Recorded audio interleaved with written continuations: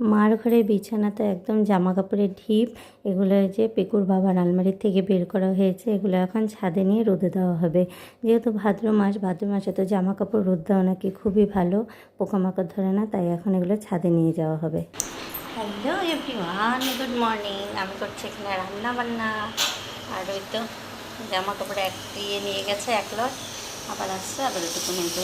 তো সকালবেলা বানাচ্ছি রুটি, আর বানাবো হচ্ছে আলু আর পটলের তরকারি। এখানে পিঠুর জন্য প্রেশারে সিটি দিচ্ছি, পেঁপে সিদ্ধ দিয়ে ভাত। এই যে দেখো বাজার নিয়ে চলে এসেছে, আর এই যে দেখো এই শাকটাকে চেনো?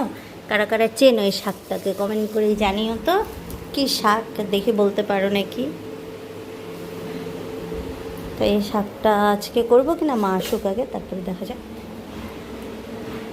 আর এখানে অনেক কিছু সবজি নিয়ে এসছে, মূলো, পেঁয়াজ, বাঁধাকপি। অনেকেই চিনবে না, যারা শাক ভালো খায় তারা চিনবে, যারা শাক ভালো খায় না তারা চিনবে না। আমাদের সকালে খাওয়ার ডালিয়া আর মাছ ভাজা।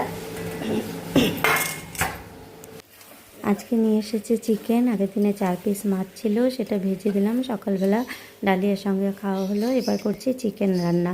তো সব রান্নাই হয়ে গেছে। তো আজকে কী কী রান্না করলাম চলো তোমাদের সঙ্গে শেয়ার করি।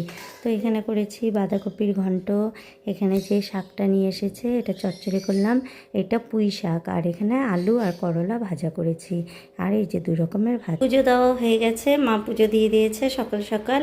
আর এই যে দেখো কত জবা ফুল, এগুলো সব আমাদের গাছে হয়েছে, ছাদ বাগানে। আর নিচেও হয়েছে, এই যে এই ফুলটা, এই জবাটা নিচে আছে গাছ। এই যে দেখো সব ফুল আমাদের গাছে।